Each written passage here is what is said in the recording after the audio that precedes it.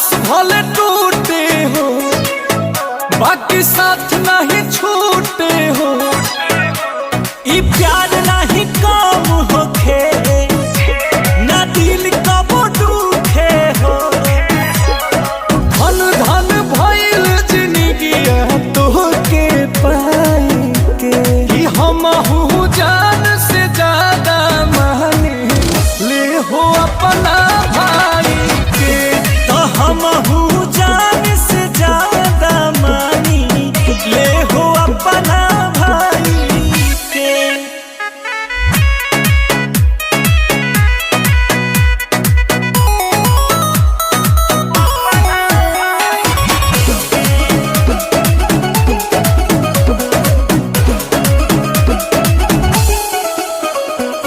भगिया हो तोहर खिल